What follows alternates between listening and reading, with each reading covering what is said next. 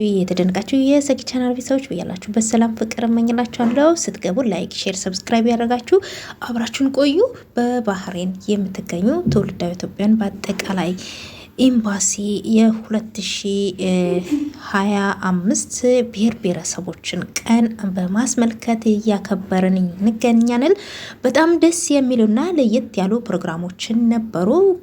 በብዙ ከሀውስ መሄድ እንዲሁም ከውጭ ያሉ የብዙ ኢትዮጵያኖች እንዲሁም ትውልደ ኢትዮጵያኖች፣ ኤርትራዎች በአጠቃላይ የተገኙበት ፕሮግራም ነበረ። በጣም ደስ የሚል እኔ በምን ቋንቋ በምን ቃላት እንደምገልጸው ባልችልም እና ደስ የሚል ፕሮግራም ነበረ። እንደምታዩት ደመቅ ብሎ በተለያዩ በብሔር ብሔረሰቦች ዳንሶችም ነበሩ። የተለያየ ብሔር ብሔረሰቦች ቋንቋዎችን በጣም እያንጸባረቀ የሚታይ ፕሮግራም ነበረ እና እስካሁን ድረስ ባለመልቀቄ በጣም ይቅርታ ጠይቃለሁኝ። ዛሬ ግን ወደ እናንተ ለማቅረብ ተገድጃለሁ ማለት ነው እና እኔም በራያ ቀሚስ እንግዲህ ፏ ሸብረቅ ብዬ ወደ እናንተ እያስተላለፍላችሁ እገኛለሁኝ።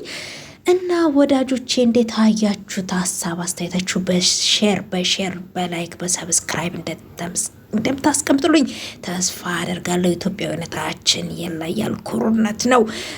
ደስ አለኝ። በጉራግኛ፣ በኦሮምኛ፣ በትግረኛ በሁሉም የብሔር ብሔረሰቦችን ቋንቋ ልብሶች ብታዩ ፏ ሸብረቅ ብለን በባህሬን በዚህ መልኩ አሳልፈናል።